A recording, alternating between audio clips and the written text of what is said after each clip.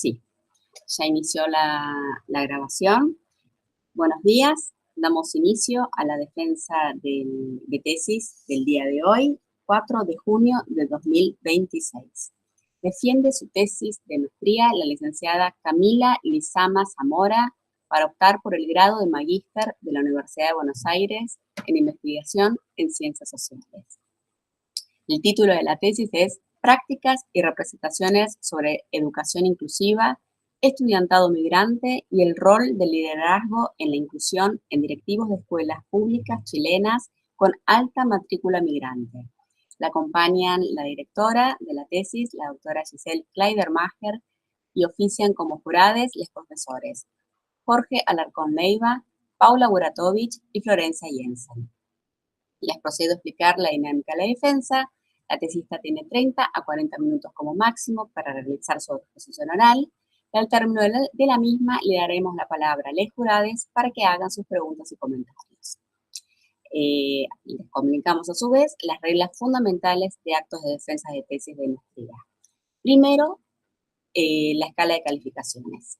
Una tesis de maestría puede resultar aprobada con las siguientes notas: aprobado, bueno, distinguido, sobresaliente y, en casos de tesis de excepcional calidad, sobresaliente con mención especial. En cualquiera de ambos sobresalientes, los jurados podrán añadir, si lo consideran, la mención de recomendación de publicación.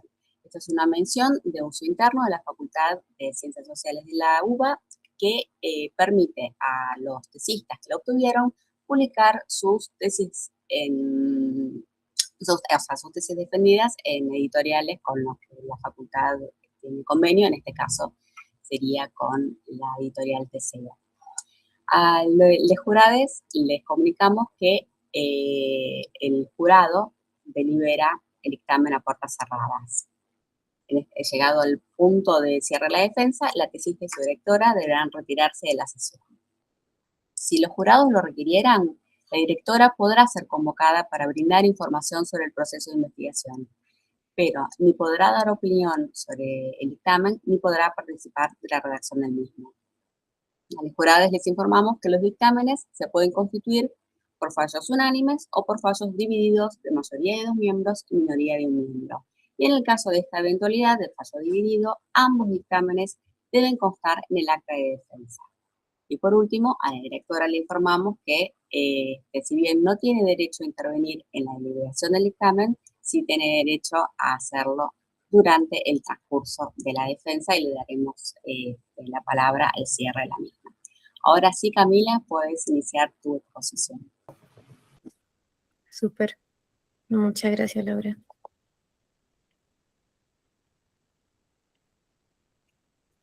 Bueno, buenos días a todos y a todas.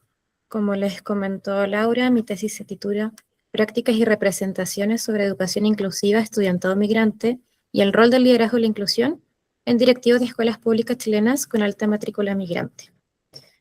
En esta presentación voy a tratar de ser súper breve en todo lo que es el diseño de la investigación, respondiendo a las preguntas que surgieron de la revisión de la tesis, y trataré de focalizar la mayor parte del tiempo en el tema de los resultados, las conclusiones y algunas proyecciones.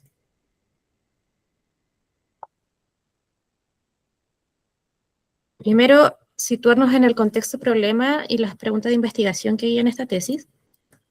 Esta tesis se enmarca en una serie de transformaciones demográficas, dentro de las cuales las más importantes son un aumento sostenido de la migración sur-sur, en donde Chile aparece como uno de los principales países de destino, sobre todo ante la crisis venezolana.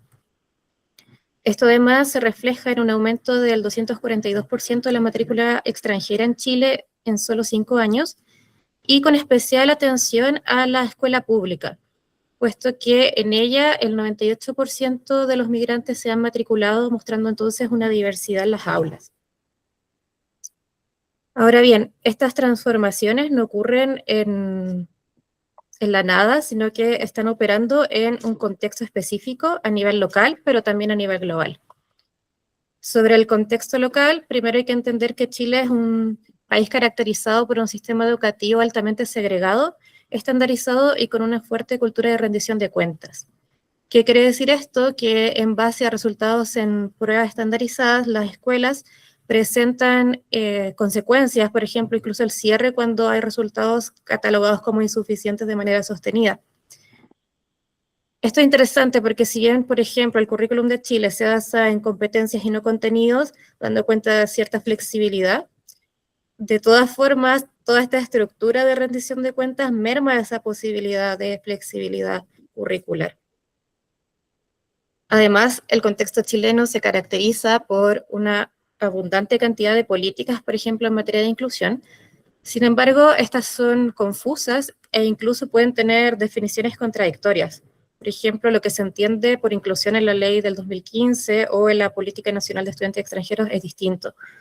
Entonces, da un marco normativo, sí, pero que no está articulado. Y asimismo, en el caso de la migración, sucede en Chile que en el caso de aquellas personas que llegan por caminos irregulares, hay mayor dificultad, tanto por todo el proceso burocrático que se requiere para obtener ciertos beneficios o pertenecer a ciertos programas, pero también porque tenemos que entender que en Chile el año escolar comienza en marzo y no todos los migrantes van a llegar justamente el 1 de marzo a la escuela. O sea, hay todo un contexto complejo respecto a la situación específica de la migración.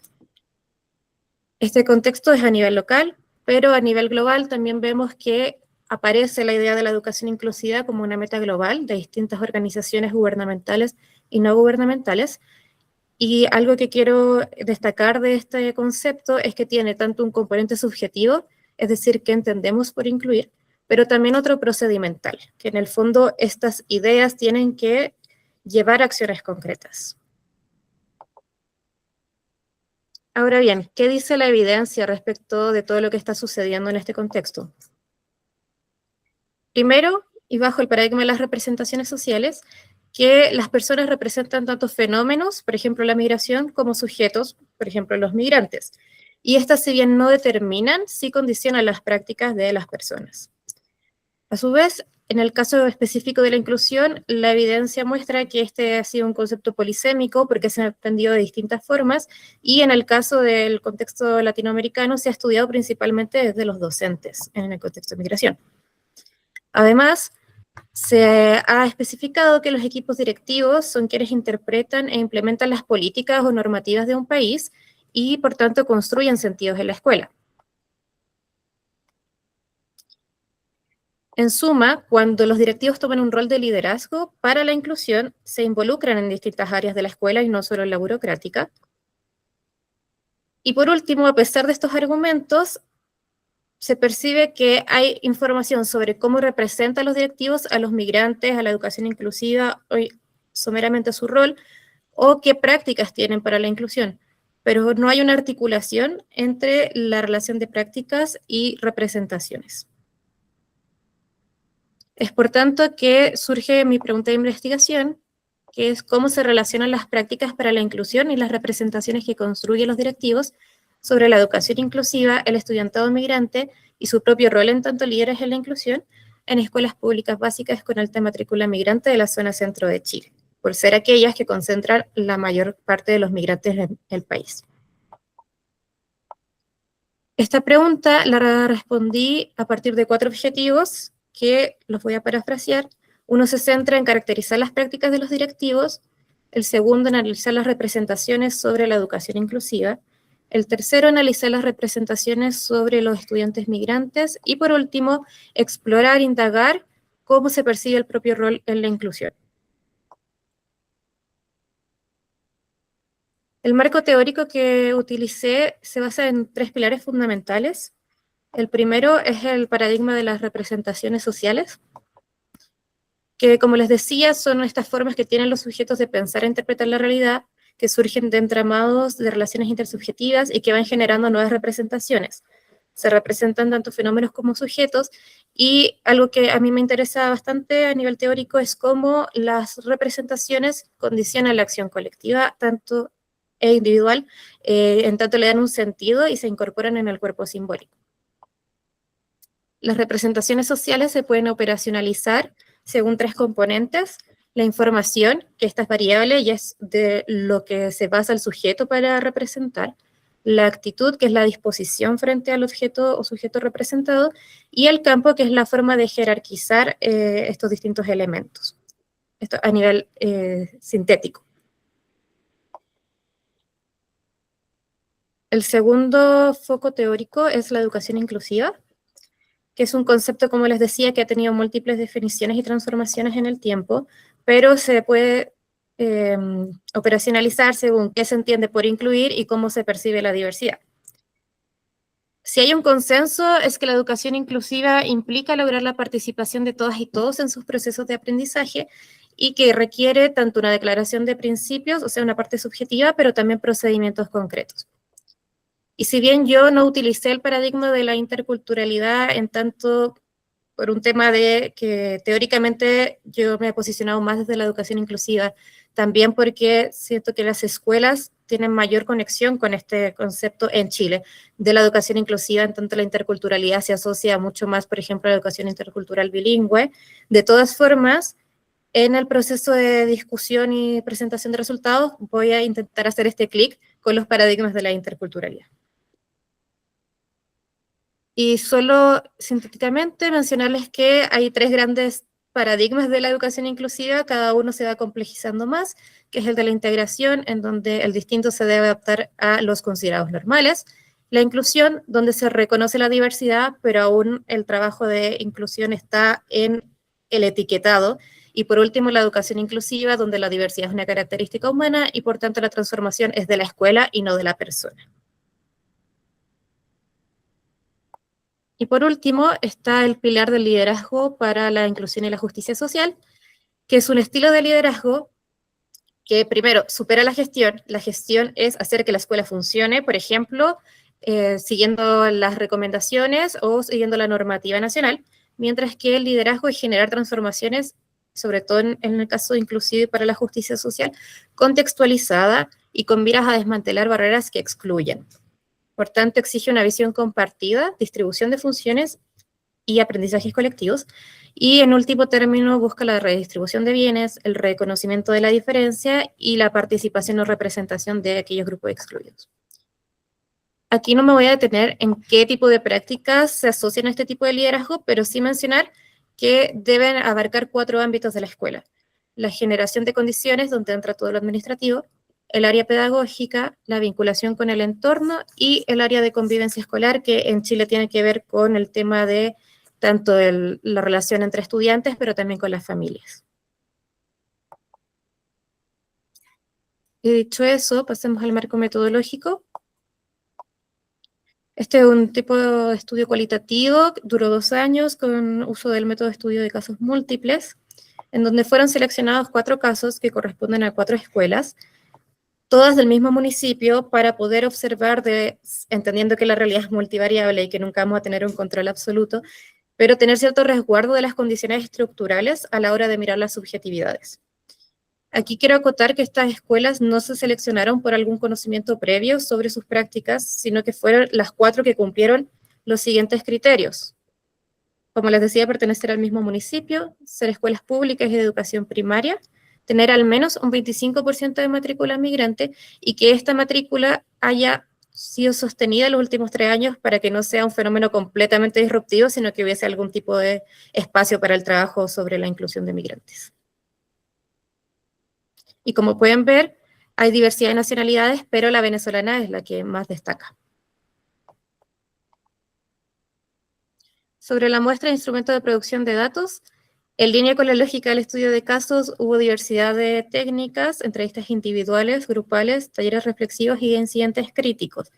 Sobre los talleres reflexivos, que puede ser algo menos conocido o menos usual, mencionar que fueron instancias al finalizar el primer año en donde se dividió en 2 partes. La primera, presentar ciertos marcos teóricos de la educación inclusiva y también algunos documentos institucionales como las orientaciones para los estudiantes migrantes que podían servir a la escuela, y luego una presentación anonimizada de algunos resultados.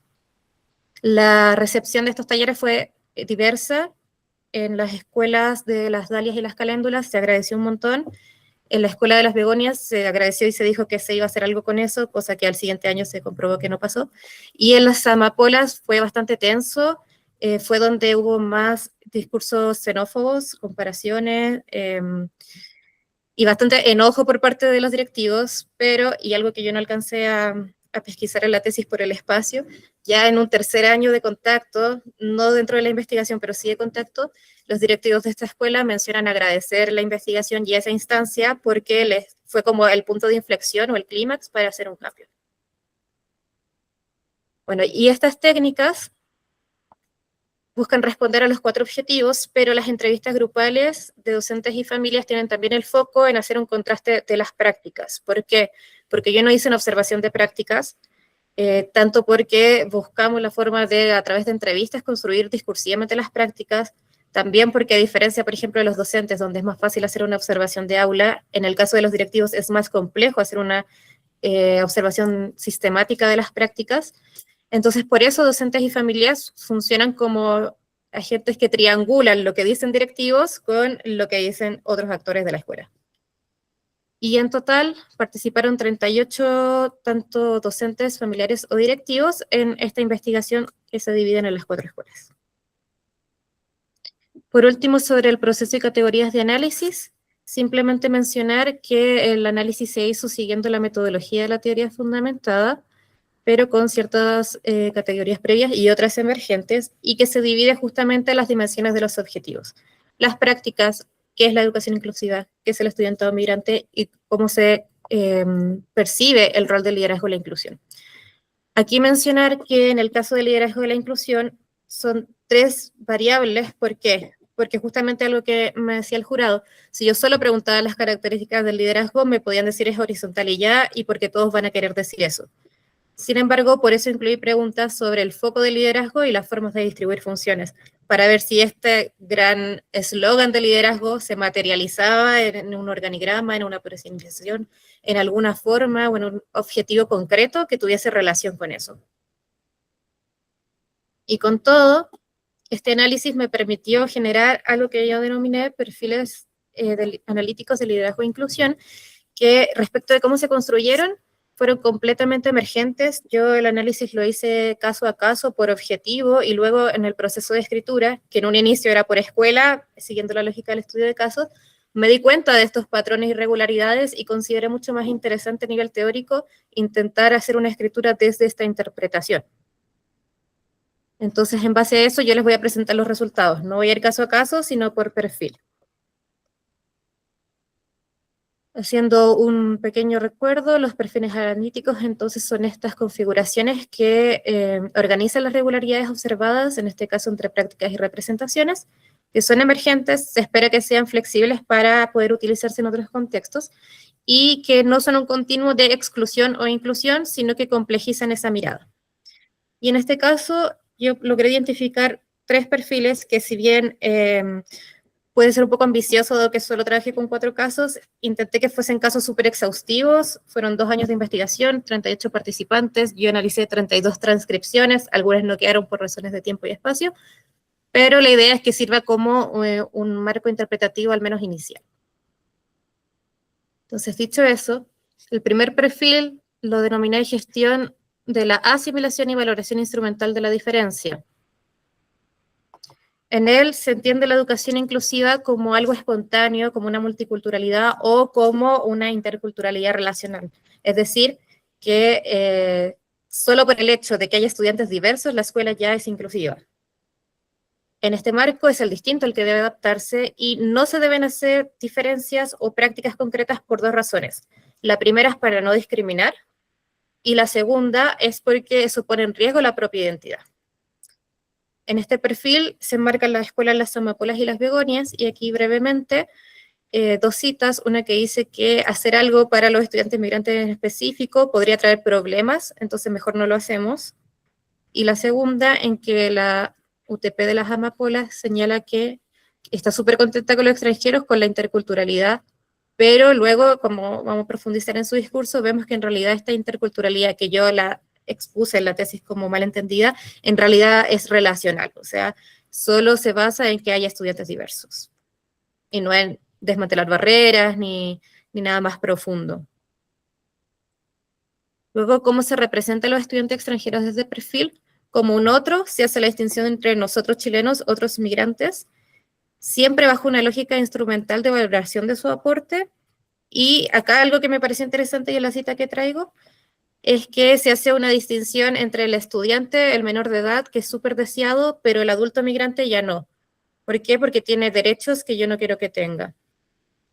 Por ejemplo, aquí yo les traigo una cita del taller reflexivo para reflejar un poco esto de que fue un punto un poco álgido, que la UTP dice justamente por qué los extranjeros tienen que tener más privilegios que los chilenos. ¿Cómo se representa el rol en la inclusión? De modo desatendido, porque es responsabilidad de otros actores, incluso del extranjero, que es el que debe adaptarse, y bajo una reacción ante conflictos, o sea, su liderazgo, en realidad yo lo denominé gestión, me parece que no alcanza a ser un liderazgo reactivo. No hay ninguna intención de transformar la escuela porque ya está bien para ellos. Y aquí, por ejemplo, el director de las Begonias dice que en realidad la inclusión ha sido un trabajo autónomo del profesor. ¿Y por qué? Porque ellos no se han visto problemáticas, entonces no hay necesidad de hacer acciones. ¿Y qué tipo de prácticas se desarrollan en estas escuelas?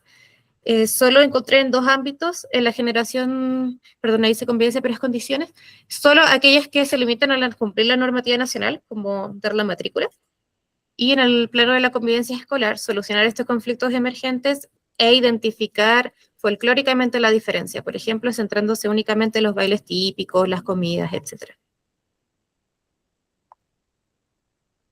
Entonces aquí, en la otra escuela también se dice que este trabajo es autónomo del profesor, lo dice una docente, y el director de la Escuela Las Begonias habla de este regalo de los extranjeros que son sus bailes. ¿Qué implica este perfil? Que la inclusión, como mencionaba, ocurre de modo espontáneo por la presencia multicultural de la diversidad o una interculturalidad relacional. Y esto puede venir en una exclusión por omisión, o sea, no hacer cosas también es excluir. Y también el distinto es el que debe integrarse a la escuela asemejándose a este primer paradigma de inclusión de la integración. Por otro lado, el estudiante migrante es percibido como un otro y valorado solo instrumentalmente según su capacidad de adaptación y aporte a la escuela, y se le reduce a su nacionalidad, o sea, todos los migrantes son de esta forma. Además de modo folclórico, lo que en último término podría devenir en un racismo culturalista, o sea, reducirlo a su país. Y por último, este perfil implica que las prácticas buscan la asimilación, la validación del currículum nacional como la única fuente legítima de conocimiento, en línea con el rol fundacional de la escuela, de buscar la igualdad, de que no se noten las diferencias.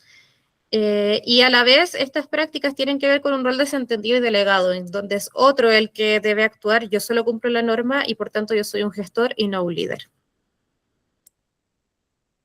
El segundo perfil lo nombré liderazgo empático asistencialista centrado en la persona y el déficit. Entiende la inclusión de una forma más compleja, en donde no es algo que pasa, sino algo que se debe trabajar de modo colectivo, que requiere empatía y que reconoce la diversidad, pero se enfoca en los déficits. Entonces, por ejemplo, aquí la UTP de las caléndulas dice que es un trabajo largo y desafiante y que se requiere ser empático. Los estudiantes también se representan según su aporte, pero aquí no hay otra edad y hay énfasis en su vulnerabilidad en tanto migrantes.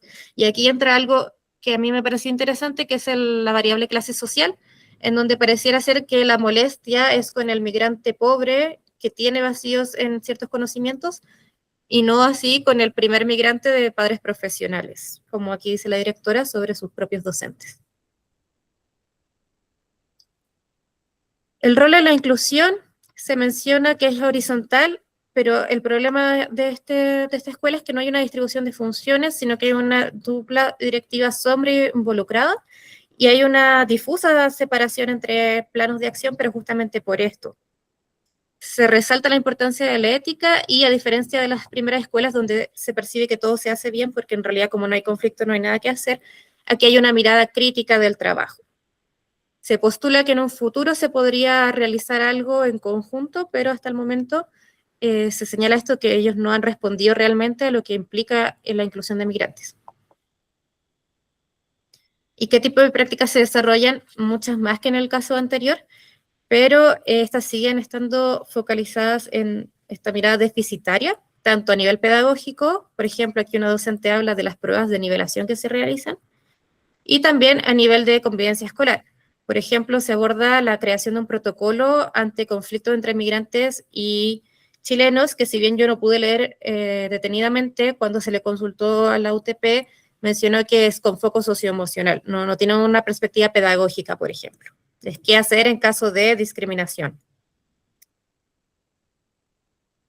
¿Y qué implica este perfil entonces? Que la inclusión es un proceso que requiere de empatía para subsanar déficits y carencias, tanto pedagógicas como emocionales, no potencia talentos, no desmantela barreras, ni tampoco cuestiona jerarquías, estando en una interculturalidad funcional, porque comprende la diversidad y su valor, pero sigue aunada como una lógica deficitaria. Por otro lado, el migrante se le valora, pero nuevamente se da énfasis en su aporte y en la vulnerabilidad. Y en este sentido, pareciera ser que el migrante es más objeto de asistencia y caridad que sujeto de derecho y participación. Y por último, las actividades, aunque son diversas, tienen que ver con un sobreinvolucramiento que, a mi juicio, pareciera ser un liderazgo personalista que tiene como riesgo que cuando esta persona abandone la escuela, las prácticas se dejen de realizar porque no hay un aprendizaje colectivo y una transformación estructural, sino aprendizajes individuales y lineamientos específicos. Y así llegamos al último perfil, que nombré como liderazgo inclusivo institucionalizado en camino a la justicia social, que entiende la inclusión también como un trabajo, pero con una clara distribución de funciones y generación de liderazgos, la diversidad como una característica humana, y no solo se subsanan déficits, sino que se potencian talentos bajo la lógica de si en el primer perfil somos todos iguales, por tanto no hay que hacer nada, en este perfil somos todos distintos, por tanto hay que hacer lo que cada quien requiere. Aquí se habla de la diferenciación como una potencialización y que el colegio tiene que ser todo igual, pero respetando las diferencias. ¿Y cómo se representan los estudiantes extranjeros? Aquí haciendo un poco de respuesta a una pregunta que me hicieron, si es que la entrevista, al preguntar por la representación de los migrantes, no estaba condicionando esta respuesta. Considero que no, porque si bien las amapolas y las begonias hablaron largamente sobre las características positivas de estos estudiantes, en el caso, por ejemplo, de las dalias que componen este perfil, fue súper difícil. O sea, ante la misma pregunta, los propios directivos no entendían bien la pregunta, entonces te decían, depende del estudiante, depende de su trayectoria, depende de cómo llegó, depende de sus necesidades. No había una generalización del estudiante extranjero. A la vez hay en esta escuela, que por este perfil, una resistencia al discurso hegemónico de la criminalización y se reconoce la necesidad de que los estudiantes con sus familias participen en la toma de decisiones pedagógicas. Y aquí yo traigo una cita que a mí me tocó porque habla de esta resistencia. La UTP de las Dalias dice que cuando en la tele dicen son los extranjeros los que asaltan porque hay tanta gente extranjera, yo digo, bueno, no son todos, pero igual me da un poco de miedo. Yo no he visto gente mala, sí vulnerable como necesidad, pero gente mala no. O sea, de todas formas, esta representación social que circula en la sociedad en general repercute dándole miedo, pero sigue siendo su escuela una forma de resistencia ante estos discursos. ¿Cómo se representa el propio rol en la inclusión? De un modo horizontal, sí con distribución de funciones, encargados, líderes medios, y no hay delegación sino monitoreo del trabajo, y a la vez algo súper importante es que el trabajo es situado, o sea, las prácticas tienen que ver con la escuela. Aquí, por ejemplo, una cita dice, muchas veces pasa el tiempo y hay prácticas que los estudiantes ya no quieren. El desafío es trabajar los cambios con los colegas, serían los docentes, y estudiantes. ¿Cómo saben que esas prácticas los estudiantes ya no la quieren? Porque son sujetos activos en su proceso de aprendizaje. Entonces, es un liderazgo que incluye a distintos actores. ¿Y qué tipo de prácticas se desarrollan? Aquí yo podría hablar un montón, entonces solo mencionar que se desarrollan en todos los ámbitos que tienen un foco de igualdad de oportunidades y que se entiende la inclusión como algo colectivo y extendido, ni siquiera solo al estudiante, sino también a la familia de los estudiantes, al barrio, al entorno. Busquemos investigaciones donde podamos participar y aprender. Es una mirada bastante sistémica de la inclusión. Entonces, por aquí traje citas de docentes y de familias, en donde la primera se aborda esta confusión un poco de que los alumnos prioritarios son los únicos que pueden acceder a ciertos beneficios, como los programas de integración escolar. Pero en el caso de esta escuela, independiente si se ha resuelto esa situación burocrática o no, se les incluye igual. ¿Por qué? Porque la inclusión es algo institucionalizado y es parte del quehacer.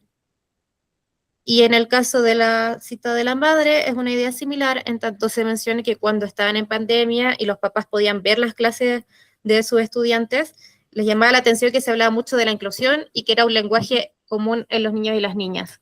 Entonces pareciera ser que otros actores están dando cuenta de cómo la inclusión en realidad sí es algo propio de la escuela. ¿Qué implica este perfil entonces? Que la inclusión es un trabajo intencionado y además es un principio estructurante de la cultura escolar. A su vez, la diferencia o la diversidad es una característica humana y que se debe potenciar incluso pedagógicamente.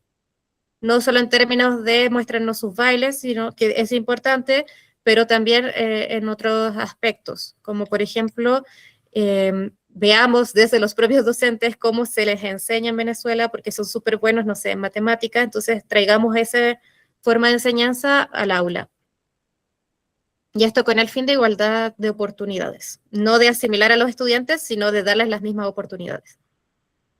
El migrante en este caso se valora de modo singular por su trayectoria, no de forma generalizada.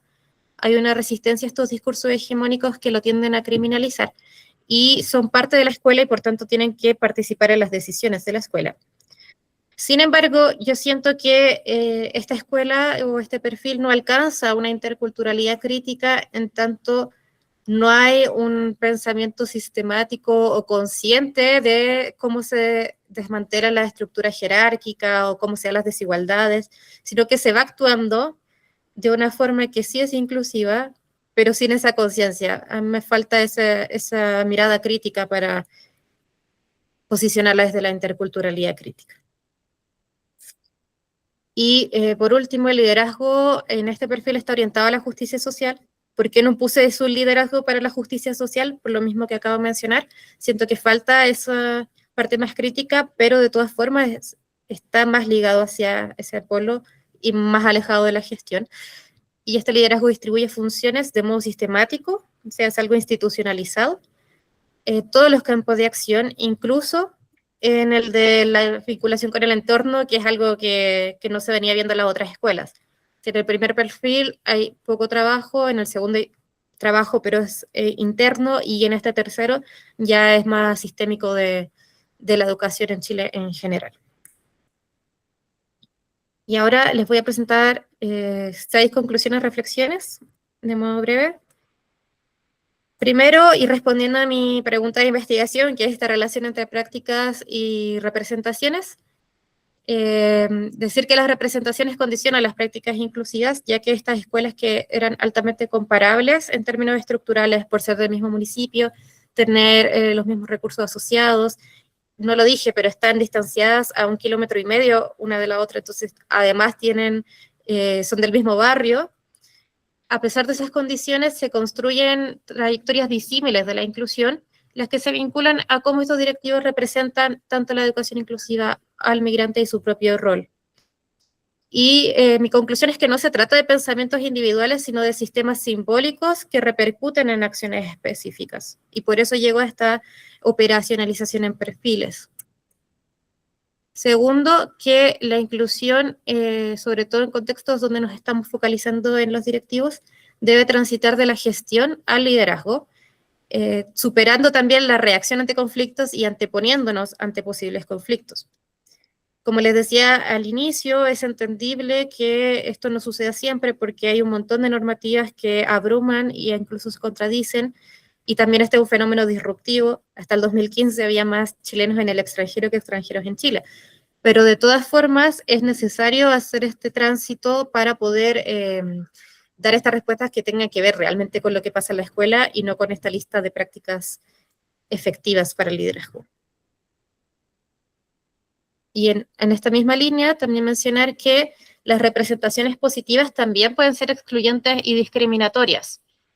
La lógica que instrumentaliza al migrante, si bien lo posiciona como un estudiante deseado, también invisibiliza su particularidad y puede ser una forma de exclusión, y nos permite preguntarnos qué pasa, por ejemplo, con estudiantes que son venezolanos pero no son súper buenos estudiantes, o qué pasa con las otras nacionalidades que no tienen esta misma capital económico y cultural de los primeros estudiantes venezolanos. La declaración de buenas intenciones no es suficiente para no ser excluyente. Por otro lado, y ya centrándonos en temas de implicancias, es decir, que considero que con mi estudio podemos concluir que la inclusión requiere apoyos estructurales y una mirada estatal. ¿Por qué? Porque sin este gran marco, cada quien puede interpretar, filtrar y comprender la normativa y aplicarla en su escuela según aspectos más subjetivos, que obviamente son relevantes, pero puede ser frágil la construcción de una escuela si se basa en la ética de un individuo particular, que es un poco lo que pasa en el perfil 2. A su vez, creo que quiero extender una invitación a repensar la formación directiva, sobre todo en Chile, que es algo que se trabaja bastante, teniendo un foco no solo en lo que debe ser un directivo. Por ejemplo, en Chile existe el marco para la buena dirección, donde se indica qué prácticas son más efectivas, con un foco sí reflexivo, pero creo que hay que incorporar también una mirada sobre cómo estoy yo pensando, yo en tanto directivo, la educación, la función de la escuela, mi rol, cuál es mi vínculo con los docentes, con otros actores, sobre todo en contextos de aulas tan diversas y cambiantes como los que se han derivado de la migración, y porque tenemos que entender a los directivos como quienes hacen funcionar la escuela, pero también como quienes construyen sentido frente a la diversidad y la justicia educativa. Y por último, pensar los perfiles analíticos como una forma de trascender esta dicotomía que a veces se emplaza entre o soy inclusivo o soy excluyente. Creo que los perfiles, y al tener estas distintas dimensiones, nos permiten ir complejizando en distintos ámbitos, y sobre todo porque la inclusión al final son significados que se construyen y se encarnan en acciones cotidianas. Y yo al menos siento que en Latinoamérica es interesante hacer este vínculo entre liderazgo e inclusión, sobre todo porque la literatura anglosajona nos muestra que los directivos son el segundo factor en el aprendizaje de nuestros estudiantes, solo detrás del trabajo docente. Entonces, considero que es importante tratar de trascender este estudio específico de casos y posicionarnos en contextos más amplios en miras de lograr esta educación más inclusiva en contextos en donde claramente es requerido. Y ya a modo de cierre, quiero presentar algunas proyecciones que creo que son como nuevas preguntas que se abren o que a mí me aparecen tanto de las intervenciones del jurado en las correcciones de mi tesis como de la propia investigación, y que las separé en 3 grandes grupos. El primero, diversificar voces. Por ejemplo, explorar cómo vivencian los estudiantes, las estudiantes migrantes y nacionales los procesos de inclusión, entendiendo que no queremos caer, por ejemplo, en lo que hace el perfil 2, de hacer todo para el estudiante, pero sin el estudiante, sin consultarle, sin saber cómo se percibe en él este proceso, y también entendiendo que el estudiante es migrante, sí, pero está en formación, o sea, está construyendo su identidad. Quizás no es de aquí ni de allá, son preguntas que a mí me surgen sobre sus propias percepciones. Y también, bajo una lógica del paradigma de la educación inclusiva, pensar cuál es la percepción de las familias, porque también son un rol súper importante en las comunidades educativas. Otra forma que considero interesante de proyectar la investigación es ampliando el campo de interpretación de los perfiles, por ejemplo, pensando si hay algo similar entre prácticas y representaciones en contextos de diversidad de género o con diversidades indígenas, por ejemplo, cómo se dan estas lógicas, si son similares, si no. Considero que es interesante porque además eso marcaría algún camino sobre la educación inclusiva como paradigma que recoge distintos marcadores culturales. Y por último, complejizando, puse la explicación. Mi estudio no es explicativo, pero me refiero a dar otras variables que podrían tener que ver con esta relación. Por ejemplo, la forma en que la política pública influye en el quehacer escolar. yo en mi estudio me centré en el análisis interno de las escuelas. Yo sé que el componente de política pública es súper importante, pero la verdad no sabía cómo hacerlo de manera sintética, entonces traté de hacer algunos guiños, sobre todo en esta defensa, pero sí creo que sería importante mirar esta relación quizás desde la tensión que se produce desde la política y el actuar. Y por último, ¿cuál es el rol de las trayectorias profesionales en las formas de pensar y actuar frente a la diversidad? ¿Cuál es el peso o de qué forma puede relacionarse que justamente los directivos del tercer perfil son los que llevan más tiempo en la escuela? O quizás llevan más tiempo en la escuela porque han desarrollado un sistema de trabajo que es útil, que es participativo, etcétera. Entonces también creo que puede ser importante focalizarse en las trayectorias de los directivos para comprender mejor quizás sus representaciones y también sus acciones. Muchas gracias. Bueno.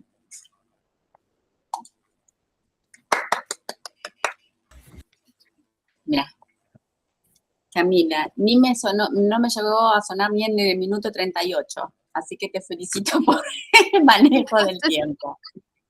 Ahora sí, le vamos a dar la palabra a los jurados para que comiencen sus intervenciones. Le cedemos la palabra al profesor Jorge Alarcón Leiva. Adelante, Jorge. Muchas gracias. Muchas gracias, Camila, por su presentación. Yo tenía anotadas aquí algunas ideas y quería partir por unos 3 comentarios iniciales a propósito de un par de observaciones que usted, Camila, hizo ahora en su presentación. Es bien difícil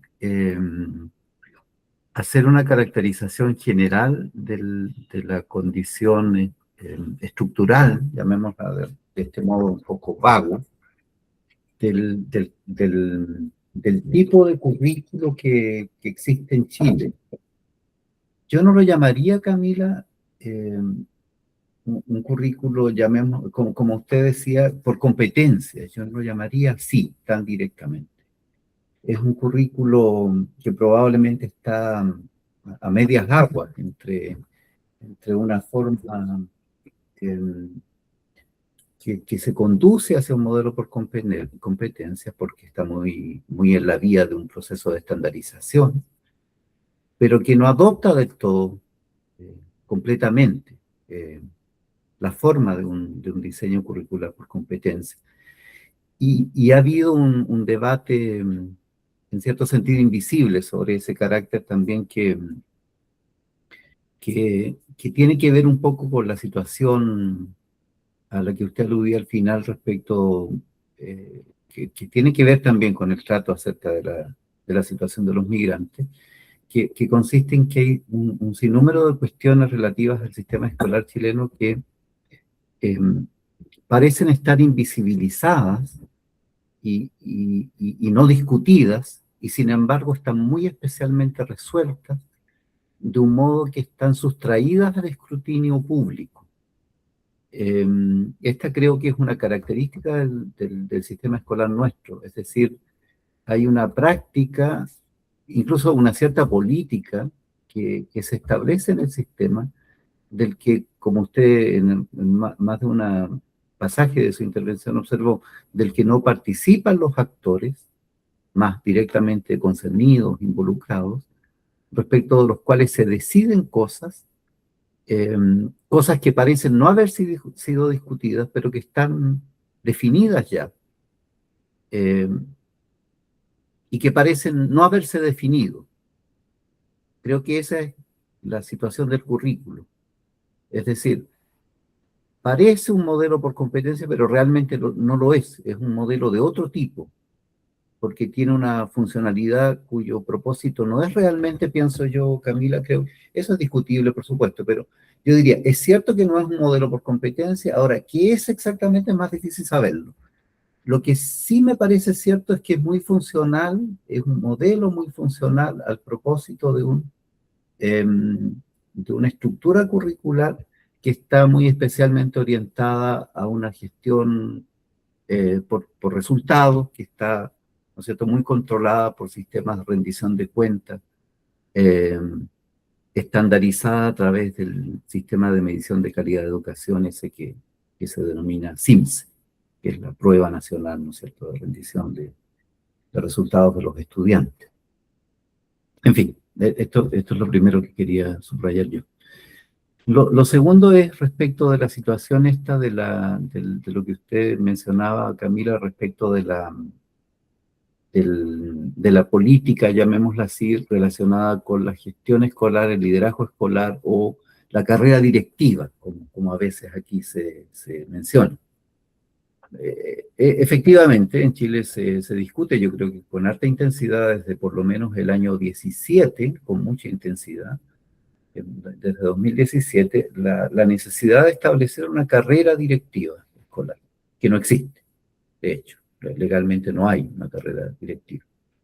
Hay recuerda usted, Camila, un ingente, digamos, un ingente esfuerzo sobre eso. Hay algunas iniciativas específicas relacionadas con el desarrollo de una carrera directiva que están vinculadas a un sistema de alta dirección pública que afecta solo a los establecimientos educativos públicos, y que en la práctica constituye, como la educación pública en Chile es comparativamente menor respecto de la particular subvencionada y de la privada, no es mayoritaria. Entonces, la selección de directivos escolares está afectada por ese sistema de alta dirección pública en una dirección en un volumen muy menor. Entonces, prácticamente una mayor proporción de directivos escolares son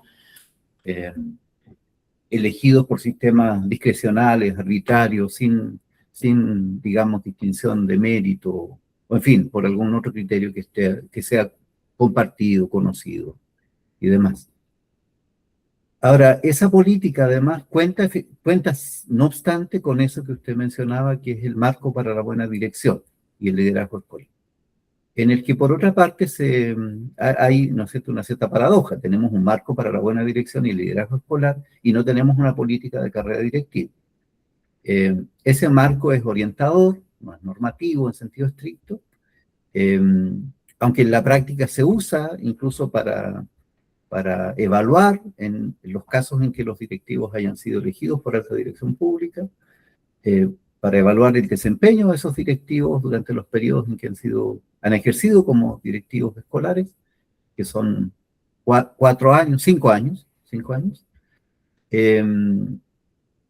y el sistema es muy complejo de selección, en fin, nos llevaría a otro punto. Lo que quiero subrayar además es que en ese documento orientador, el marco para la buena dirección y el liderazgo escolar, se mezclan unas cosas que en Chile no son tan discutidas, pero que yo creo que deberían ser objeto de discusión, y en cierto modo yo creo que está presente en lo que usted ahora desarrolla en su trabajo, que es la idea de que el directivo tiene unas ciertas funciones de gestión, ¿no es cierto?, que son como de la rutina escolar, asociada al inmenso volumen de trabajo administrativo que implica la gestión escolar pública, especialmente por el asunto relacionado con el control de los procesos. Particularmente, por ejemplo, este año, a principios de año, el Ministerio de Educación encargó un estudio que finalmente lo terminó haciendo Cristian Beley, con un grupo de investigadores independientes, que determinó que, por ejemplo, en Chile existen, en relación con la gestión escolar, del orden de 27 subvenciones que los directivos escolares tienen que administrar y que respecto de las cuales tienen que rendir cuentas. O sea, vean el volumen de recursos respecto de los cuales el directivo tiene que rendir cuentas del uso de los recursos. Cuando en realidad en Chile uno habla así en singular del voucher. Uno habla de un solo voucher. En realidad existen 27 vouchers. Son los que están en funcionamiento, porque cada cosa se financia mediante mecanismos de subvención. Entonces, si hay 27 vouchers, el volumen de la gestión es enorme. El volumen de la rutina de gestión es enorme. y muchos directivos reportan eso. Lo que quiero subrayar con eso es que en realidad la dimensión liderazgo es una dimensión muy menor en términos del tiempo efectivo que el directivo puede destinar al trabajo escolar. Y eso es un defecto, ciertamente, pero cuesta entender por qué entonces hay un interés manifiesto por demás en ese documento, por llamarle a esta función liderazgo. Porque por demás, si yo me explico suficientemente, la idea de liderazgo supone una especie de la existencia de una especie de individuo que ejerce una función, en cierto sentido, vocacional, una misión, ¿no es cierto?, individual, una especie de una función cuasi mesiánica respecto de una comunidad, ¿me entienden? No el ejercicio de la dirección de una comunidad de actores que participa colectivamente en la construcción de un proyecto de comunidad escolar en función de la cual desarrolla objetivos compartidos y digamos, convoca a la comunidad para llevarlos a cabo. No, es más bien que el líder es el que ejerce, ¿no es cierto?, con su báculo y la revelación que en él se encarna, los destinos de la comunidad escolar. Esa idea individualista, una especie de romanticismo del líder, yo creo que es muy contraria a la idea de comunidad escolar, que por otro lado también está en la política. Bueno, eso es lo segundo que quería subrayar. Ahora, en términos de lo que Camila nos ha presentado ahora, yo, como le señalé en el dictamen, yo considero que es una muy buena contribución el trabajo de Camila, que está muy en el orden del tipo de cosas que en Chile se ha escrito, ¿no es cierto?, sobre temas de migración. Ciertamente hay una discusión aquí también muy consonante con la discusión académica chilena en particular, respecto de que evidentemente las prácticas relacionadas con la inclusión de migrantes no pueden comprenderse solo como respuestas técnicas o administrativas, que en muchos casos así se las entiende, sino como expresiones institucionales que están mediadas, ¿no es cierto?, por representaciones, como bien lo mencionaba Camila, por las características de las culturas escolares o por formas específicas de acuerdo con las cuales en las culturas escolares hay personas que ejercen tipos de dirección o de liderazgo, como se acostumbra decir, específicos. Dadas las características por otro lado, del sistema escolar chileno, en que hay mucha regulación, hay alto nivel de control, hay una crisis de autoridad pedagógica, yo creo que, y muchos otros rasgos, ¿no es cierto?, que caracterizan muy bien, muy definidamente, quiero decir, el sistema escolar nuestro. El trabajo de Camila permite discutir, creo yo, un problema, digamos, pone una base para discutir un problema mayor del sistema escolar chileno, que tiene que ver con que no hemos podido resolver, o estamos en medio de una cuestión, en torno de la cual lo que se produce es que el sistema escolar chileno en él coexiste un discurso normativo de inclusión, que como dice Camila no es tan claro, es muy profuso, pero es bien confuso, es profuso pero confuso, un discurso normativo de inclusión y una racionalidad escolar organizada por estandarización, rendición de cuentas, presión por resultados y normalización de trayectorias. Entonces hay mucho discurso pro diversidad, mucha práctica pro estandarización. Y en ese marco, la diferenciación que se integra vía la presencia de estudiantes migrantes y su familia, tiende a ser procesada normalmente como un asunto de gestión, de adaptación o de compensación. Eso está bien mostrado en el trabajo de Camila. Antes que como, por ejemplo, una exigencia de transformación pedagógica o de un motivo de cambio institucional, de nueva forma de gestión institucional. Esa cuestión del trabajo de Camila lo muestra con claridad, sobre todo en un sistema que, como también Camila lo mostraba, como el chileno, donde la matrícula migrante crece en la educación pública, y en el que las condiciones estructurales, la política, en fin, las orientaciones siguen siendo contradictorias o insuficientes. También me parece muy interesante esa intención de hacer de parte de Camila una clasificación de las escuelas por perfiles, como ella las denomina. Es interesante porque en el fondo como que grafica un poco una cierta gramática, ¿no es cierto?, característica de la forma en que se articulan los procedimientos, las prácticas, las acciones de los actores. O sea, una especie de interés de poner en orden, ¿no?, en orden un poco la confusión de acciones que tienen lugar normalmente en contextos tan complejos como los escolares, donde, en fin, sabemos que se trata de una empresa que es culturalmente muy compleja, la de la escuela, la de la educación en general. Y entendiendo, sin embargo, que esa forma de organizar mediante las representaciones y demás, y las mediaciones que se producen entre estructura y acción, no son determinantes, sino más bien condiciones de las formas en las que operan los equipos, las personas, en fin, en contextos institucionales de las escuelas. Ahora, la cuestión esencial, creo yo, aporta la pregunta esencial, es como, digamos, anuncia la necesidad de plantearse siempre la pregunta esencial.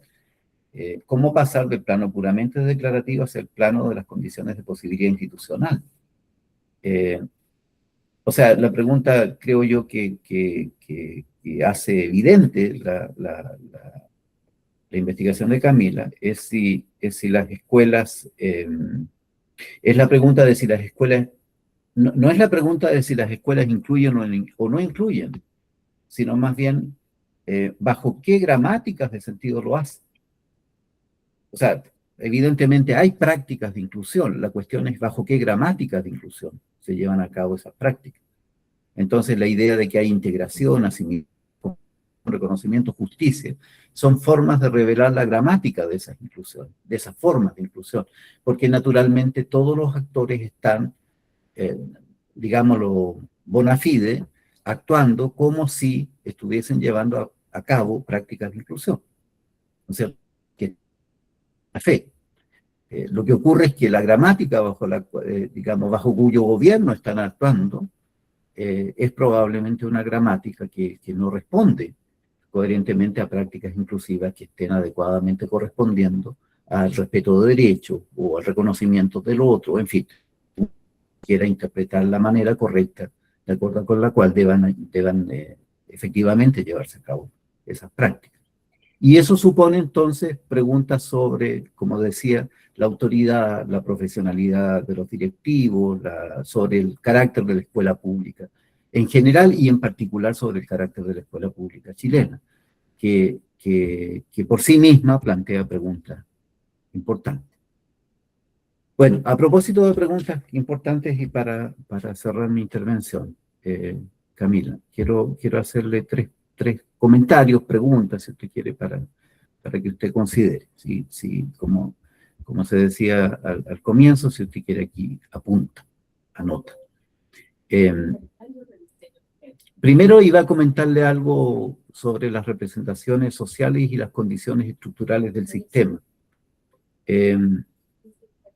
Bueno, primero, su tesis muestra que las representaciones sociales de los equipos directivos inciden en las prácticas de inclusión que se despliegan en las escuelas. Inciden, digamos, condicionan, como usted dice. Usted es cuidadoso usar esa expresión. Esas representaciones no se producen en el vacío, sin embargo. Eso está claro, ¿no es cierto? Sino dentro de un sistema escolar chileno marcado por la estandarización, la rendición de cuentas, la presión por resultados, la tendencia a normalizar trayectorias escolares, como yo decía. Entonces, mi pregunta es, ¿cómo es posible, si es que es posible, distinguir en su análisis entre las prácticas inclusivas que pueden explicarse por las representaciones de los equipos directivos y aquellas prácticas que parecen estar condicionadas por la lógica del sistema escolar chileno? O sea, ¿cómo separar las representaciones de la lógica del sistema, porque a fin de cuentas la lógica del sistema, podría uno suponer, representan o no, condicionan la forma de generar esas representaciones. Entonces, me preguntaba yo, ¿cómo distinguir o cómo independizar, digamos, autonomizar el contenido de esas representaciones de las características estructurales del sistema? Porque por otro lado, pensaba yo, tal vez esas representaciones estén todas determinadas en su contenido por las características estructurales del sistema. O sea, ¿hasta qué punto las representaciones orientan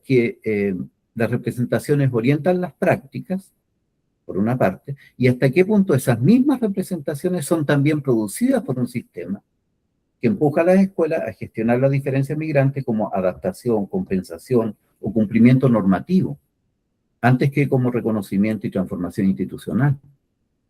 O sea, hay una especie de círculo ahí que habría que intentar romper, y mi pregunta es cómo se podría o puede usted distinguir como para hacer esa ruptura. La segunda es Perdón, que los tres... Jorge. Sí, sí. Perdón, discúlpeme, ya lleva 20 minutos de exposición. Si puede Oh, perdón. Termino de inmediato. abreviar, le agradecemos. Termino de inmediato. Los tres perfiles son un aporte relevante, pero pienso yo que mi pregunta es si deben entenderse como una tipología, como un continuo, como configuraciones analíticas o formas de legitimidad. O sea, parece un continuo, ciertamente, pero la pregunta es si no es que a veces me da la impresión que es como una jerarquía moral de escuelas. Es que como que la última es moralmente mejor. Y eso me produce algún tipo de ruido analítico, digamos, mi segunda pregunta. Y la tercera, si es posible, Camila, pensar, entender, qué sé yo, la medida en que es posible pensar que el liderazgo inclusivo puede llegar a modificar las reglas del sistema escolar. O sea, como un actor inclusivo, de un liderazgo inclusivo, puede lograr romper esa estructura que segrega, que discrimina, en fin, que caracteriza el sistema escolar. Perdón, Gloria, me despisté. No se haga problema. Muchísimas gracias por su intervención. Ahora le damos la palabra a la profesora Paula Buratovich. Adelante, Paula. Bueno, ya nos saludamos, pero vuelvo a saludar. Hola a todas y a Jorge. Bueno, antes que nada quería felicitar a Camila y a su directora Giselle por los resultados de este trabajo, por la tesis y también por la exposición y la presentación que hiciste, Camila, estuvo muy bien. Y bueno, en su momento yo evalué el plan de tesis de Camila y la verdad es muy satisfactorio ver cómo los proyectos llegan a su conclusión, ¿no? Es un motivo de celebración. Bueno, no quiero extenderme mucho, tengo unas notas un poco desordenadas, espero ser clara. Son más que nada comentarios y quizás alguna pregunta para si Camila quiere responder.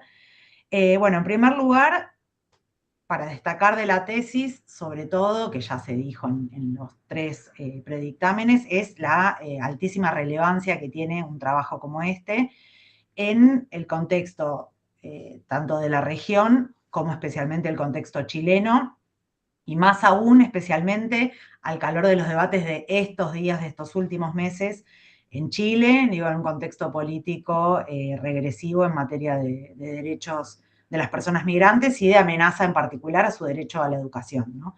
Y a otros, pero acá en el tema que nos compete. Así que bueno, eso en primer lugar. Bueno, como también señalé en el predictamen, me parece que la tesis representa un aporte importante al campo de los estudios migratorios en general, migratorios educativos, y en particular al campo de los estudios de los imaginarios y las representaciones, bueno, un campo que compartimos. Y creo que una de las cosas que más sobresale en la tesis, que también lo señalé, es la solidez metodológica, ¿no? Metodológica tanto en términos de desarrollo de estrategia metodológica para llevar a cabo la investigación como de operacionalización del marco teórico. No es tan usual de ver ese tipo de operacionalización de los conceptos. Vos mencionaste aquí las dimensiones, cómo se operacionaliza realmente una representación social, ¿no? ¿Qué es lo que se analiza cuando uno busca reconstruir una representación social? Eso me parece sumamente destacable.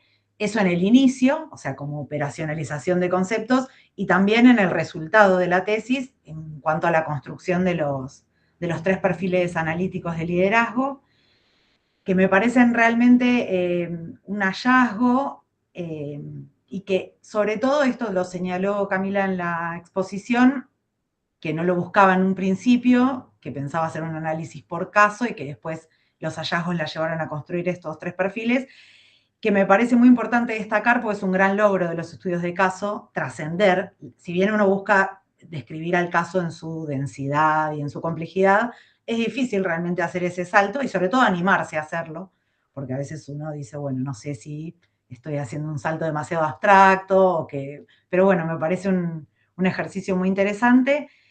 Y esta construcción, recién Jorge preguntaba qué son estos 3 perfiles, digo, también quizás uno lo puede pensar como tipos ideales que no se van a encontrar sin más en la práctica, pero nos permiten esbozar ciertas características, se encontrarán en algunos casos más puros, menos puros, y también, que también lo señaló Camila, pueden ser aplicados no solo al caso de los estudiantes migrantes, sino al tipo de gestión en general, ¿no? Y eso también creo que está bueno y que funciona como caja de herramientas para ver la gestión educativa y el liderazgo en general. Y también, como señaló otra de las jurados, Florencia, en el predictamen, son perfiles que nos permiten pensar la inclusión no de manera como binaria o dicotómica, ¿no? Sino ver un poco esos matices que también se podrían complementar con la reconstrucción de representaciones de otros actores de la comunidad educativa, porque si bien obviamente el liderazgo y la gestión está a cargo del equipo directivo, entiendo que trasciende sus figuras, ¿no? No descansa solo. La posibilidad de desarrollar un cierto tipo de liderazgo no puede reposar solo en la figura del director. Y después, bueno, otro aspecto también a destacar, yo entiendo que esta tesis forma parte de un proyecto mayor, ¿no? De un Fondesit, de un proyecto de mayor envergadura, y también si bien eso ayuda, porque hay un marco más grande, también es difícil conciliar a veces los objetivos del propio trabajo con los del proyecto mayor, y eso también es sumamente destacable, y más aún en un trabajo de maestría. Bueno, después por otro lado, la mayor parte de los comentarios que yo hice, o preguntas o dudas que tenía que dejé plasmadas en el predictamen fueron respondidas, así que eso, agradezco mucho a Camila por eso. Me quedaron algunas cosas quizás medio salpicadas para mencionar. Pensando en algo que decía Jorge, y aún habiendo dicho esto de la operacionalización del marco teórico, que me parece muy valiosa en la tesis, en algunos momentos tenía la impresión al leer la tesis de que el marco teórico funcionaba más como parámetro normativo o de cómo debía ser un liderazgo, más que como un lente a partir del cual uno analiza la realidad, ¿no? Como que ahí, en esa operacionalización inicial, se perdían un poco los matices que después justamente la tesis logra recuperar al construir estos perfiles analíticos, ¿no? Como que me faltaron, digo, al ser una tesis que se inscribe en la sociología, quizás algunos autores, no sé, más clásicos para pensar, no sé, el ejercicio de la violencia simbólica que implica toda gestión y todo liderazgo escolar, algunas cositas, pero bueno, son comentarios que por supuesto no son obligatorios ni mandatorios. Después, por otro lado, algunos pasajes donde hay cierto abordaje un tanto que se da por sentado. Por ejemplo, se asume que hay un choque cultural entre la escuela y el estudiantado migrante. Por supuesto, yo entiendo el crecimiento de la matrícula migrante en el sistema educativo chileno, sobre todo en determinadas escuelas, teniendo en cuenta el carácter altamente segmentado del sistema chileno, seguramente generó tensiones, ¿no? Pasar en menos de 10 años de una matrícula de menos del 1% a más del 8%, seguramente implica tensiones, pero quizás no montarse tan rápidamente sobre el discurso del choque cultural y problematizarlo un poco más, ese tipo de cosas. O, por ejemplo, también en ocasiones tenía la impresión de que se contraponía de un modo un tanto dicotómico la idea de gestión administrativa versus liderazgo, ¿no? Y la gestión administrativa en sí misma también puede ser inclusiva, no sé, una comunidad educativa que ayuda a los estudiantes en los que orienta a la familia sobre cómo tramitar el IPE para poder matricularse en el SAE, que ayuda con trámites de regularización documentaria, está haciendo cosas administrativas inclusivas, ¿no? Como también ver ahí un poquito más el matiz. A veces son maneras de enunciar en la tesis, yo entiendo que los perfiles no buscan esto, pero como tener un poquito más, marcar un poco más esos matices, sobre todo volviendo a un comentario que creo que se hizo en los 3 predictámenes, que es esta tensión tan fuerte entre lo que pueden las escuelas y los directores y lo que exige el sistema educativo chileno, ¿no? Pensando en estos 27 subsidios que mencionaba Jorge. Después, bueno, agradezco mucho el esfuerzo de Camila en reponer los gradientes de la interculturalidad trabajados por Walsh. Yo entiendo que no, me parece perfecto, y entiendo que no era el marco teórico específico desde el cual partía la tesis, sino más bien el de la educación inclusiva.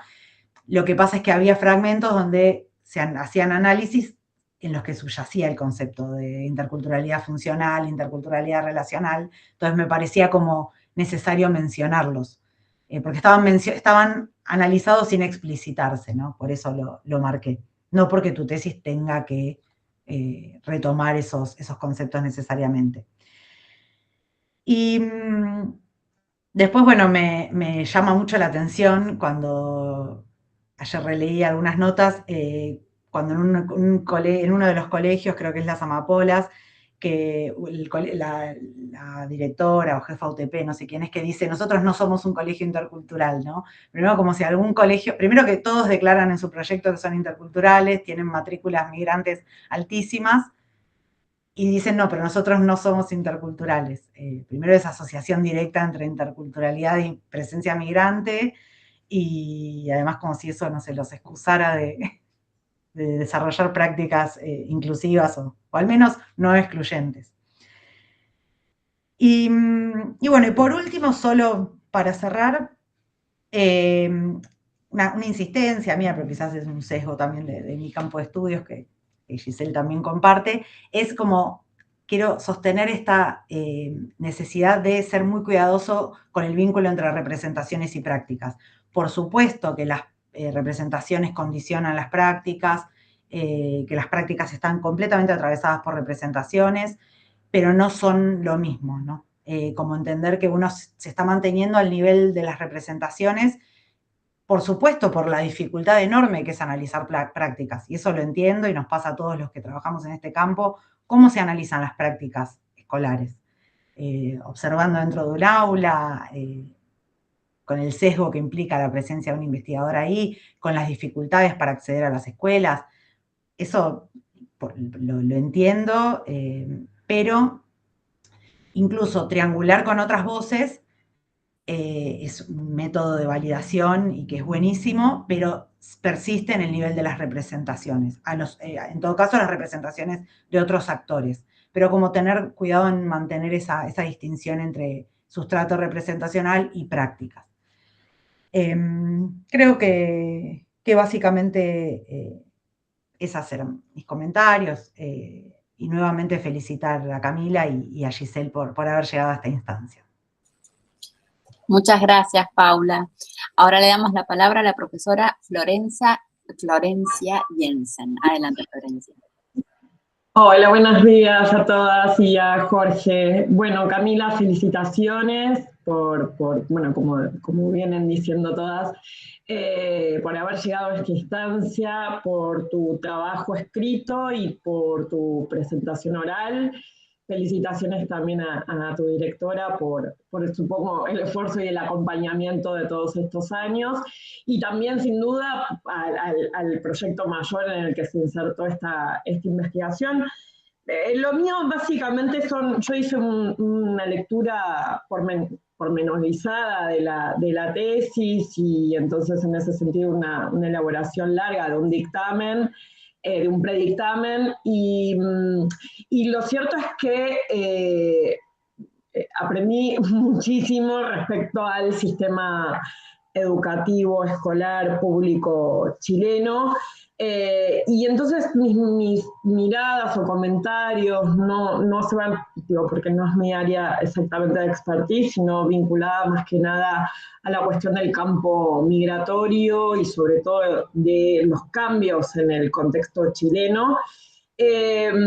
Y muchas de las cuestiones, además, que mencioné en el predictamen, las retomaste y respondiste en tu presentación oral.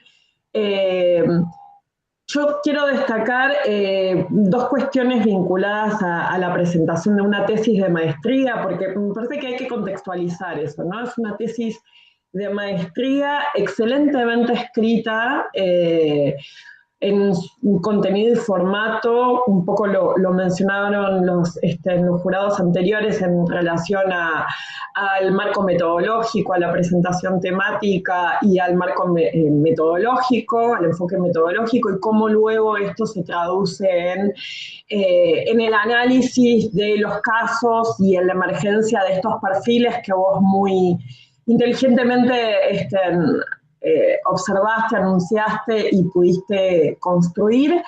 Y además también, digo, eso en el formato escrito, digo, y en la presentación oral, en relación a, bueno, poder articular la tesis, la presentación de la tesis, de los resultados, retomando las preguntas o los comentarios que te hicimos en los predictámenes. Esa articulación en un contexto de maestría me parece muy, muy importante de mencionarlo, ¿no? Es una excelente habilidad de tu parte.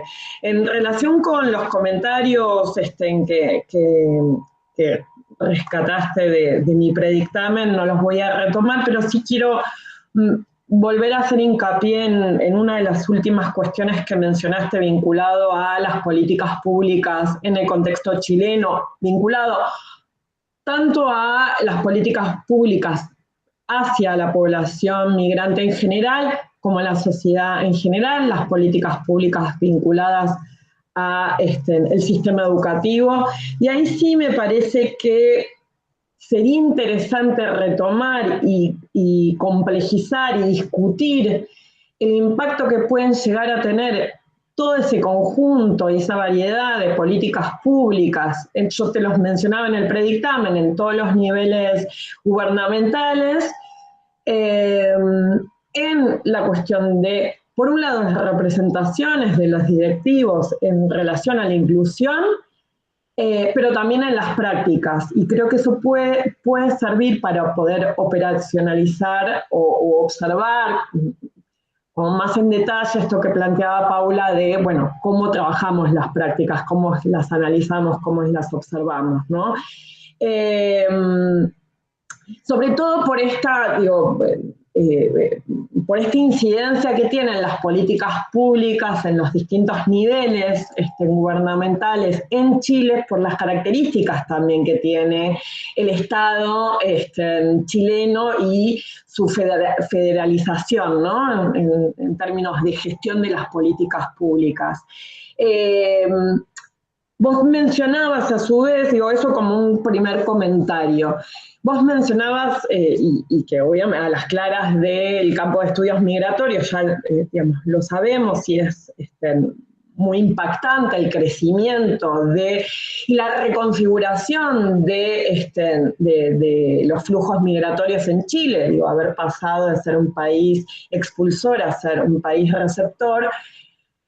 Pero yo me preguntaba, sobre todo también, digo, mirando como, no es la primera vez que se produce este cambio, por supuesto en distintas cantidades, pero no es la primera vez que se produce este cambio. En los fines de los 90, 2000, ya hubo un impacto considerable de flujo migratorio, sobre todo peruano, hacia Chile.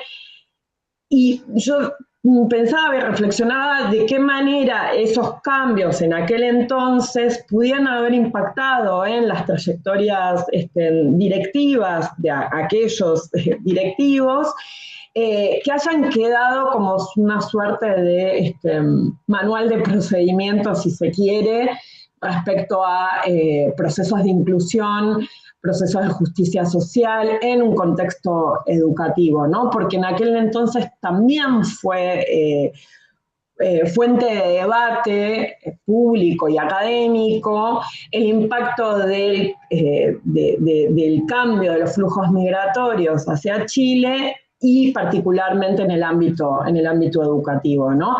Y eso trayéndolo a la actualidad en un contexto de masificación y de cambio muy radical de la matrícula, 200% que vos marcabas, es un impacto muy importante. Bueno, ¿cómo podemos pensar,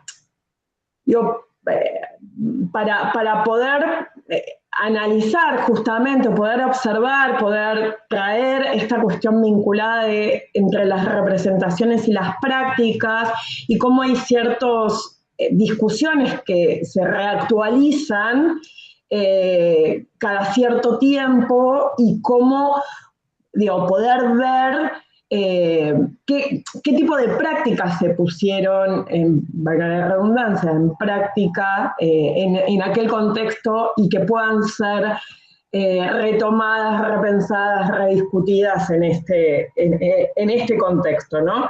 En el contexto de tu investigación, no en el contexto actual, que claramente, como mencionaba Paula, nos presenta otro escenario, ¿no? Un escenario de retroceso en el acceso a derechos en general, y más aún en el derecho a la educación. ¿Por qué pensaba esto? Vinculado también con las políticas públicas, ¿no?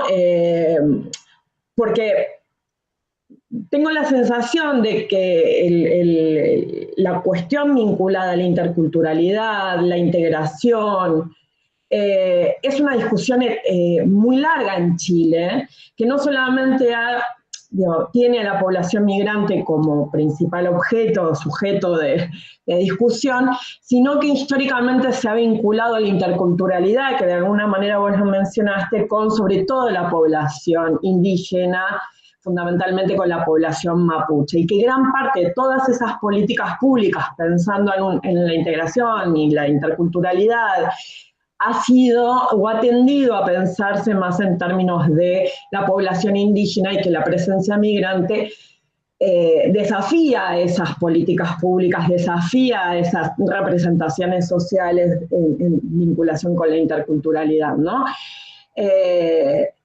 Sobre todo si uno recapitula y piensa y discute la cuestión vinculada al asimilacionismo, en Chile, y esta fuerte, tendencia a pensar la asimilación de esa otredad, ¿no? Le hace inmigrantes o le hace población indígena, ¿no? Cierta anulación de esa otredad vía políticas públicas tendientes a esa asimilación, como la escuela en definitiva es una caja de resonancia de esa de ese proceso asimilacionista, ¿no?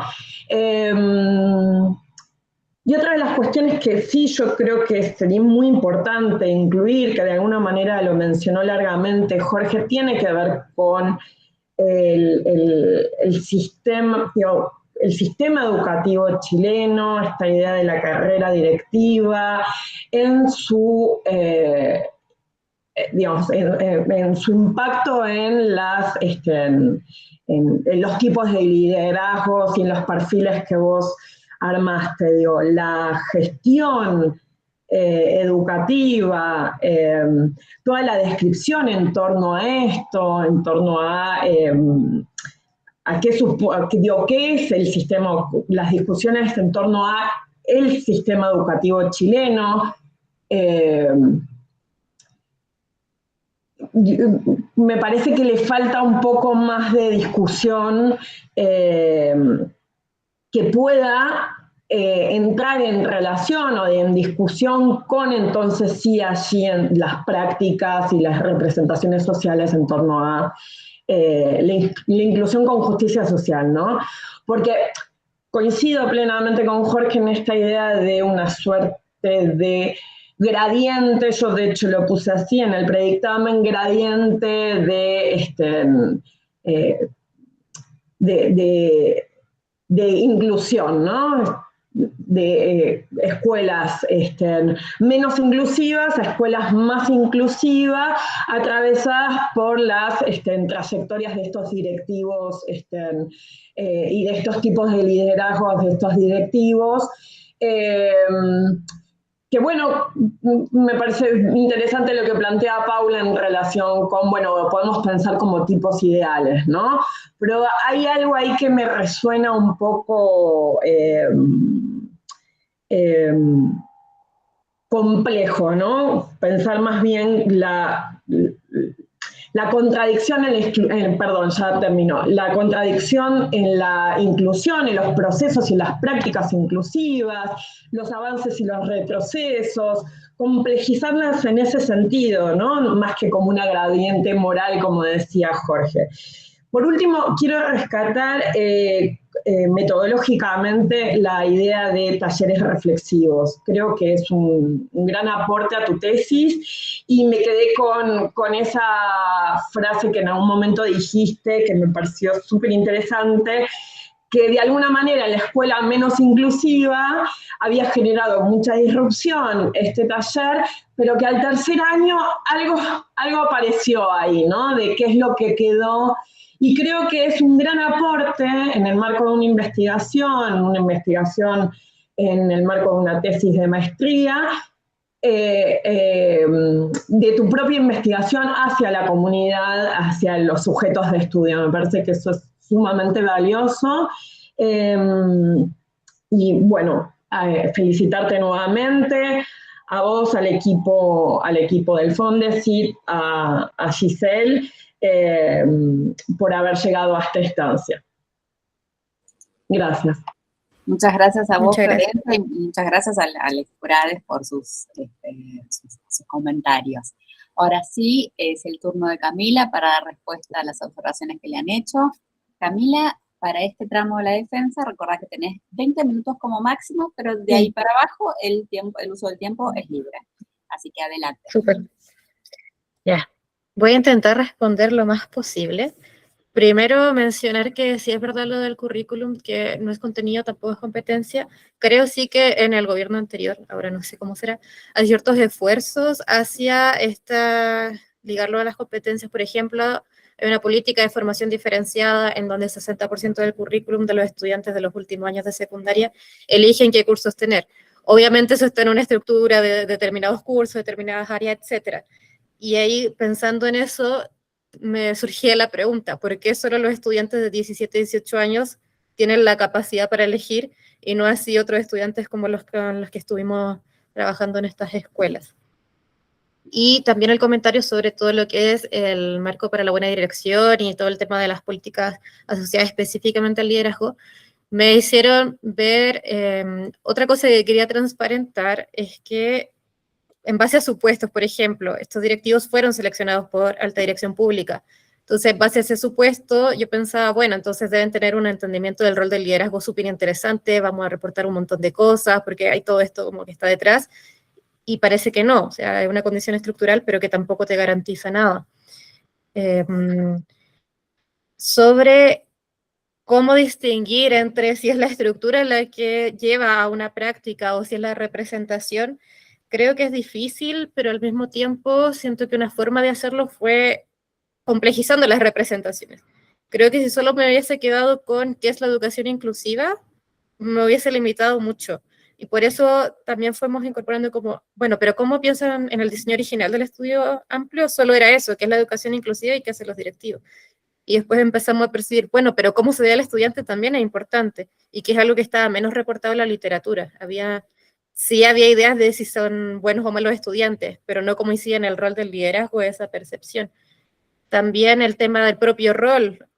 una cosa es cómo entiendo que deben ser las cosas, pero otra, cuál es mi papel en cómo son esas cosas.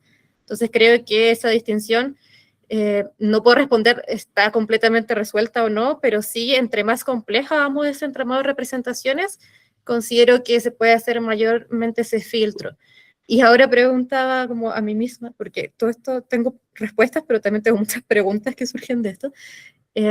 También el rol de la escuela, o sea, como yo entiendo lo que tiene que hacer la escuela también debe influir de cierta forma. Si yo creo que la escuela tiene que homogeneizar, entonces probablemente va a tener prácticas de asimilación. Si entiendo que tiene que transformar la sociedad, entonces voy a tratar de transformar mi espacio micro, que sería la escuela.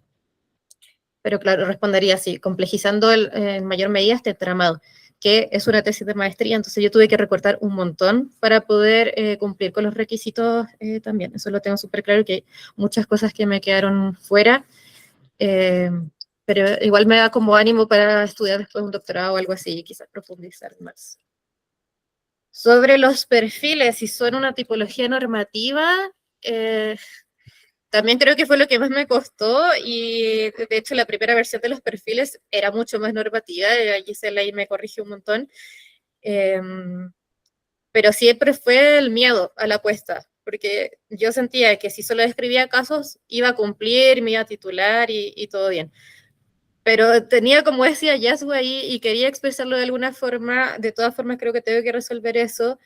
De hecho, le pedí a Notebook LM, a ver, hazme una infografía de cómo tú harías los perfiles. Y el primero era gris.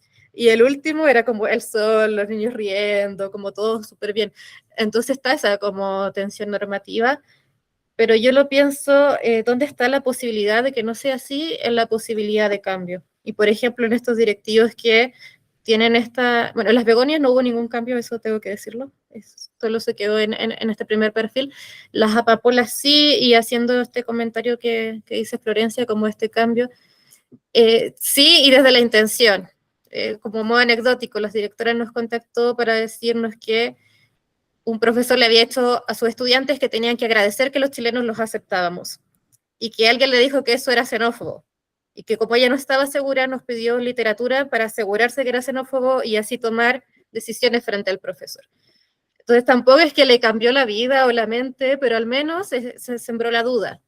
Entonces eso sí que considero que es un aporte, y que claro, estos perfiles hay que pulirlos, se ven como una gradiente que va mejorando, pero también posibilita el cambio. Ya, esta pregunta yo no puedo responder, o no sé, siento que me trae más preguntas, es si el liderazgo inclusivo puede modificar las reglas del sistema escolar. Creo que a nivel micro puede hacer cambios, puede hacer transformaciones, pero la estructura no lo sé. Siento que aquí nuevamente está esta idea de complejizar más las representaciones, cómo se ve la escuela en Chile, qué piensan los directivos que tiene que hacer la escuela, qué piensan de la estructura. Y sí me llama la atención, y en base a toda esta estructura, que es como con lo que yo me quedo, justamente a pesar de todas estas condiciones que hacen que la escuela sea más gestora de la diversidad que transformadora, ¿por qué hay un caso que sí lo hace?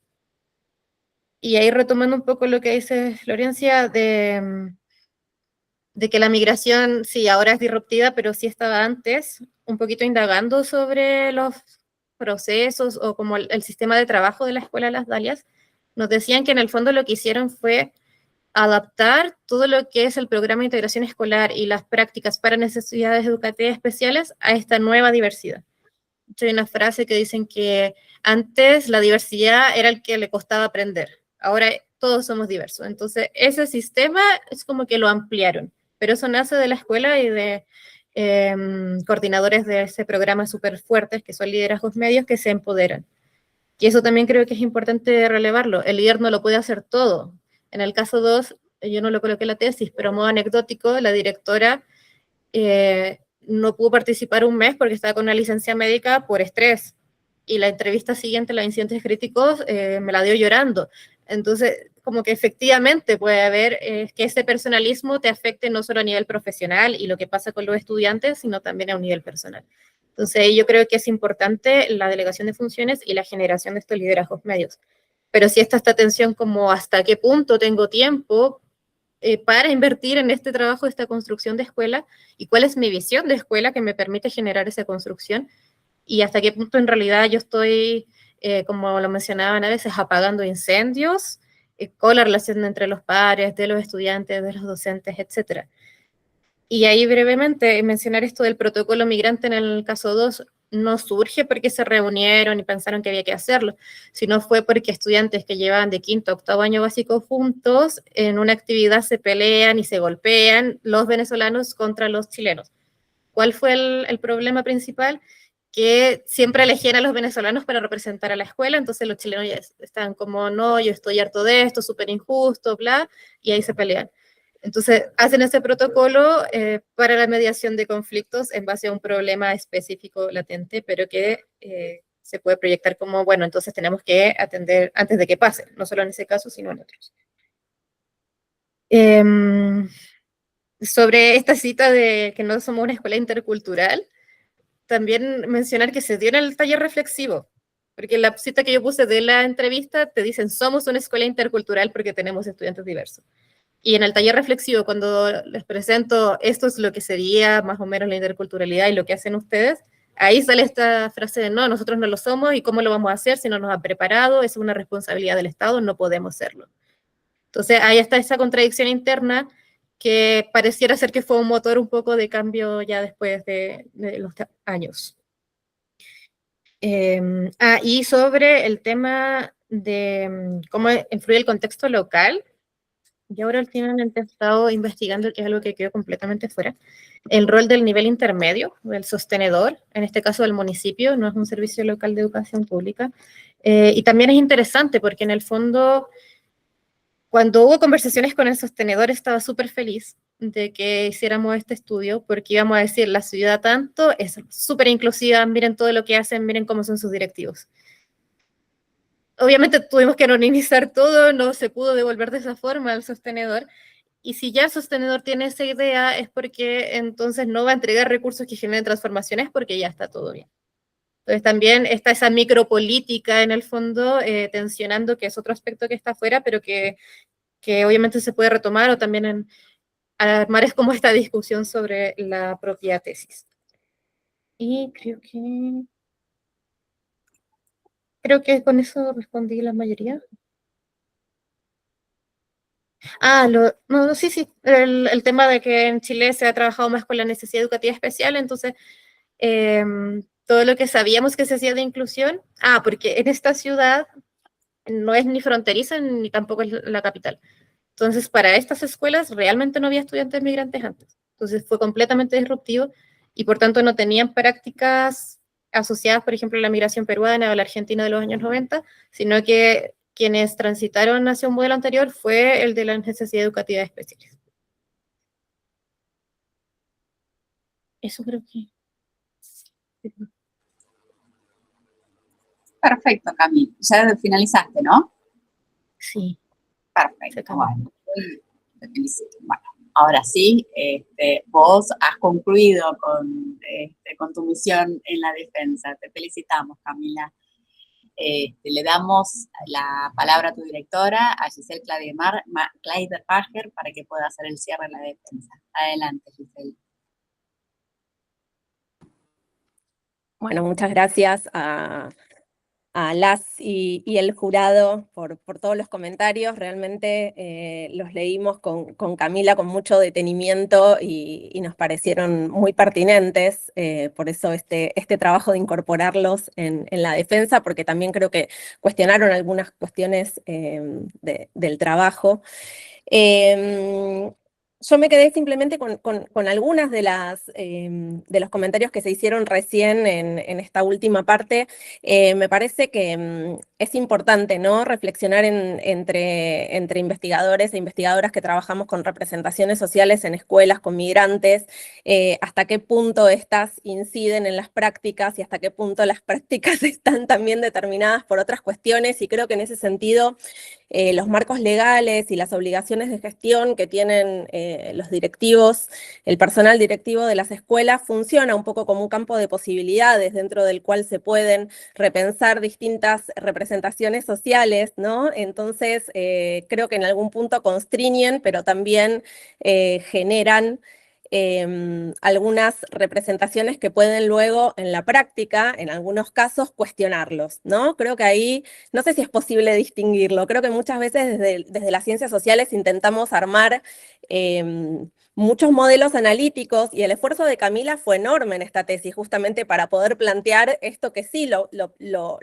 discutimos alguna vez como tipos ideales a partir de estos casos que ella había estudiado, pero bueno, creo que es algo que ansiamos y que no siempre se puede plantear en la práctica, porque hay otros factores, como sabemos, que inciden en las prácticas y en la construcción de las representaciones. De modo que no tengo mucho más que agregar, simplemente agradecer también a la maestría por todo el apoyo que tuvo Camila en este tiempo, y a ella por todo el trabajo que hizo, que yo simplemente acompañé, fue solamente obra de ella, así que bueno, agradecer esta instancia. Muchas gracias, Giselle, y felicitaciones a vos también como directora. Ahora sí, hemos llegado a la finalización del evento.